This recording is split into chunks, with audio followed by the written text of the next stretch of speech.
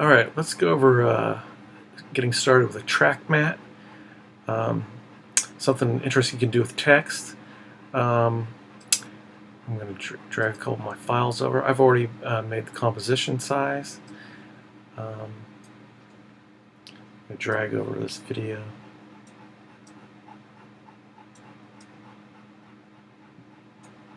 For a background.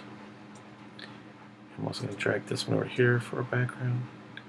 Kind of supposed to be going with my theme of kind of a romantic theme.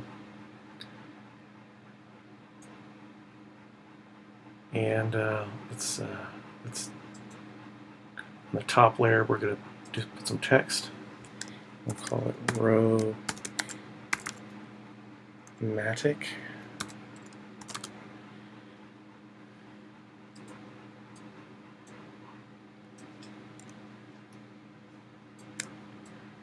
Let's see. Let's pick some. Let's pick some thick text so you can see underneath it.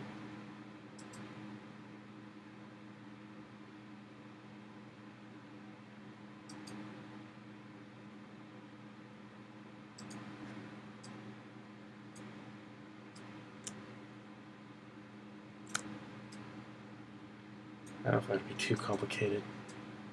Change that to white so it'll show up on the mat. Okay, so I got my text. Now, what I'm going to do is I'm going to change. Oh, and you want to make sure you're in this mode. Sometimes you need to know how to get to that mode. So you can toggle. If you have this menu that has like the 3D and the motion blur, then you want to toggle to this screen where it shows your track mats and modes and parent links. So we're going to change this middle layer, which is this background here with the shimmering lights. We're going to change that track mat to alpha. So now that yellow background just shows up now within our text.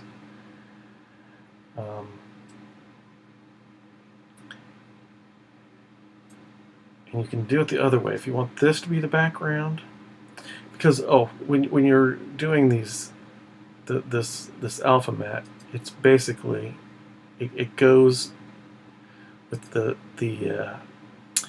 layer that's just right above it. So that's the one that'll affect, and it actually turns the eyeball off, so you can't. So you can see what that does. So it will actually automatically turn that off for you. We'll turn that back to no track mat. We'll turn that eyeball back on. Let's try a alpha inverted mask. So basically, all that did was it leaves this the background, and then it's using that bottom layer that's picking up inside the text. So let's see. Let's just go back to our alpha, and let's try to get that to show up a little bit better. So let's just go into our shimmering light layer, and I'm going to go into effects. So let's see.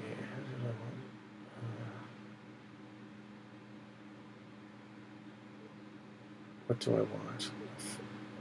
I was going to try to change its color. Here we go, color correction. Wasn't seeing it. And I want hue saturation. That's it.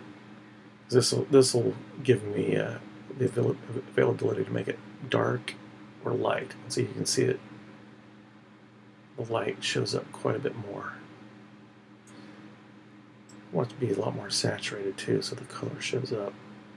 There you can actually see it now. But since it's romantic, let's try to make it red. Use a little color wheel here, a little bit to the left.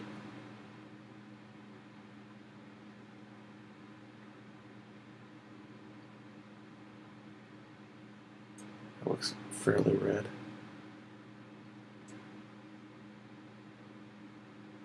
Really punch up that saturation. If you turn the lightness down a little bit, it kind of makes it even a little more of a dark red. Okay. And if you want that all those lights to not be as much in a noise, maybe we can do the same thing with that layer too, the very bottom layer. So we go into Effect, Color Correction, Hue, and Saturation. And we'll just try to make that darker. So we'll go to the Master Lightness and darken it. Turn a little bit of the saturation down a little bit on that too. That way it really pops. Let's trim it down really quick. And there you have it.